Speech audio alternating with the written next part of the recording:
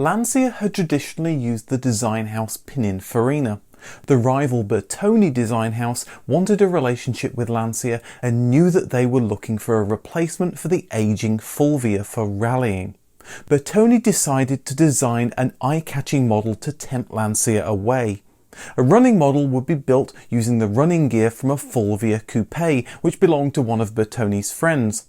When Bertone himself appeared at the Lancia factory gates with the Stratos Zero, he passed underneath the barrier to great applause from the Lancia workers. After that, Lancia and Bertone agreed to develop a new rally car based on the ideas of Bertone's designer Marcello Gandini, who'd already designed the Lamborghini Miura and was currently working on the Countach, and would go on to pen the Fiat X19.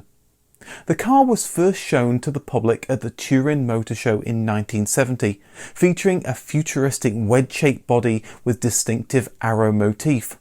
It had a mid-engine layout and was finished in a distinctive orange colour. The car signalled the futuristic 70s had finally arrived. Bertone's design turned heads, especially from conventional Lancia. The car did away with doors, instead having the whole front of the car open up to let the driver and passenger in.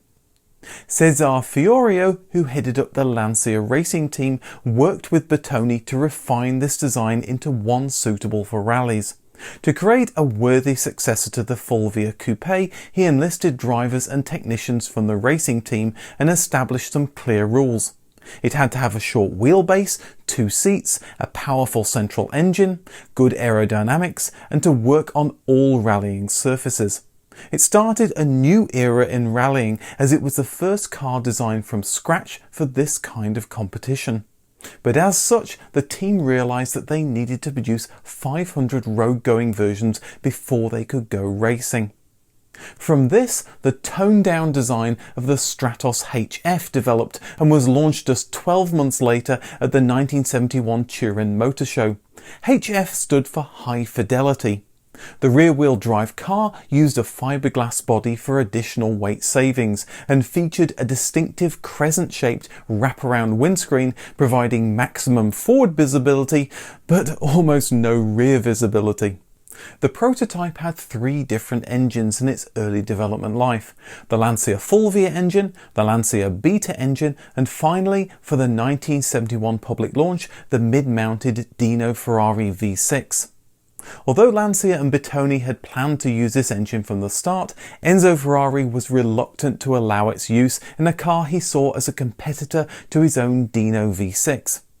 But in February 1972, Enzo Ferrari himself telephoned Lancia boss Pier Ugo Gabbato to congratulate him on the victory of the Fulvia coupe at the Monte Carlo Rally and agreed to supply 500 Dino V6 engines for the Stratos. In early March, Ferrari realised that there could be production issues to supply that many engines, so by May, just 10 engines had been supplied to Lancia. This allowed the Stratos development to continue, and in fact Lancia had a Stratos rallying by November, but Ferrari continued to drag their heels about supplying the engines for the Stratos, and it was only on December the 14th, 1972 that Ferrari relented, and after Lancia had begun investigating the use of Maserati engines instead. The Lancia engineers set to work on their rally car. The Stratos would be manufactured by Bertone in Turin, with final assembly by Lancia. The passenger compartment would get a steel safety cell. The rear suspension used McPherson struts with coil springs up front and anti-roll bars, and it was hoped this would allow it to cope with the varied terrain of dirt roads. To keep the car compact, front and rear overhangs were kept to a minimum, with a short wheelbase of less than 2.2 metres. The car was tested extensively in various terrains, from the warm dirt roads of Kenya to the cold Finnish ice.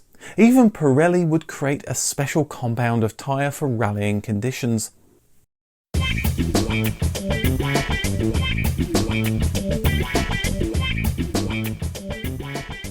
Despite an amazing design, Lancia dealers, who were obliged to take at least one each, had a hard time selling them.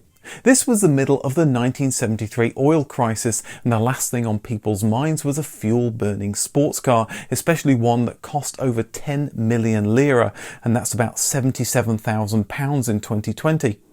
It also didn't help that Lancia did no publicity for the road-going Stratos, focusing all their publicity on how their rallying team was doing.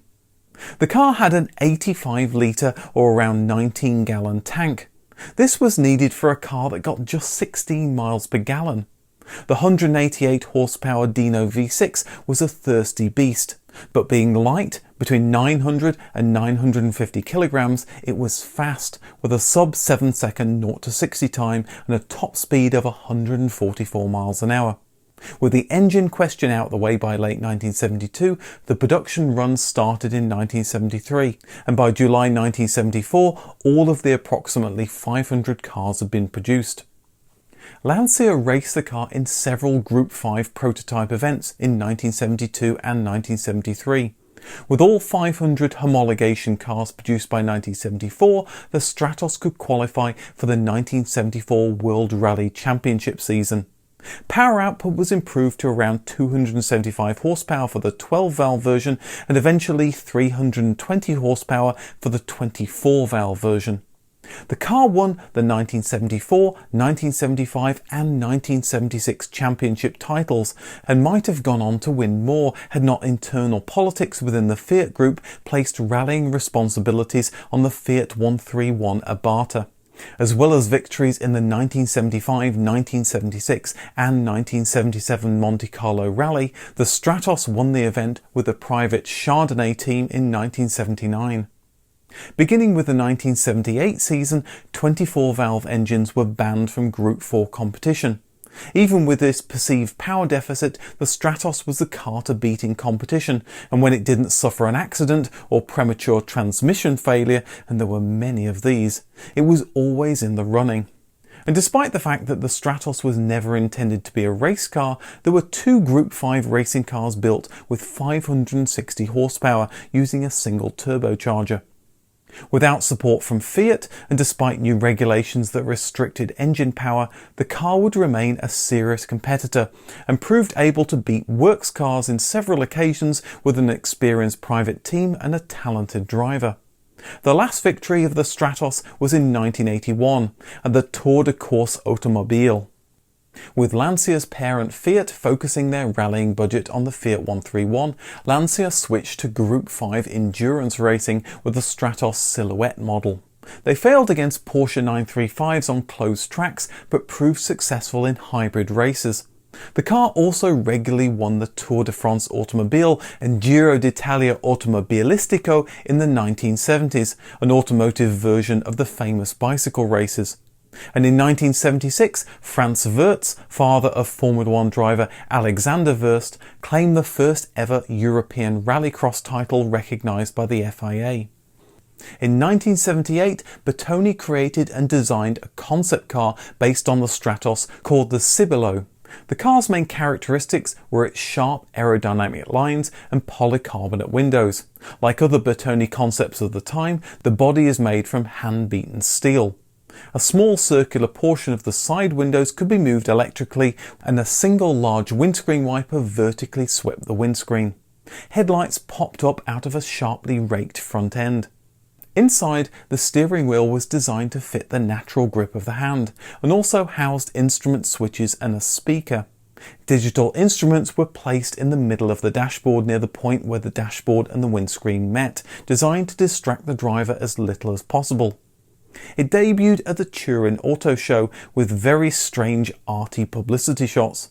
The team decided what this odd-looking car really needed to make it more appealing was to paint it a dark shade of brown.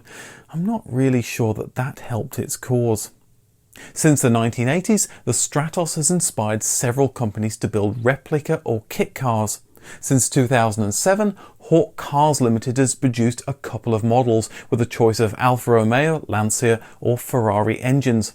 Another replica is produced by Lister Bell Automotive. In the 1980s, the Stratos name was retired. However, a British design firm called Phenomenon Limited managed to get the rights to the name. Phenomenon was owned by car designer Christian Hrabalek, who was a bit of a Stratos geek. He owned 11 of them, including the original 1971 prototype, the last surviving Stratos Silhouette, and the 1977 Safari rally car. In 2005, Phenomenon showed off their Stratos Retro Modern concept at the 2005 Geneva Auto Show. It had been developed by ProDrive and used a mid-mounted 419 horsepower V8 engine. The Phenomenon project stalled, but another interested backer created their own version of a new Stratos. Commissioned by Michael Stoschek and his son Maximilian, the new Stratos was announced in 2010 based on the overall design and concept of the original Stratos, and it was designed and developed by Pininfarina. The car used a Ferrari 430 Scuderia as a donor car and much of its mechanical elements, including the 4.3 litre V8 engine. Given what it's built from, as you can imagine, it's a very fast car. There were reports that given sufficient interest, a small production run of up to 25 cars could be possible. However, Ferrari didn't consent to this, and they even forbade its suppliers to support the project. However, that didn't stop Italian coach building firm Manifattura Automobili Torino from trying to make the 25 cars in 2018. A big thank you to all my patrons for supporting me. To get early advert-free access to new videos or to appear in the credits, please consider supporting me using the Patreon link below from just $1 or 80p a month, and hit that subscribe button to get notified of new videos. Thanks for watching, and see you in the next video.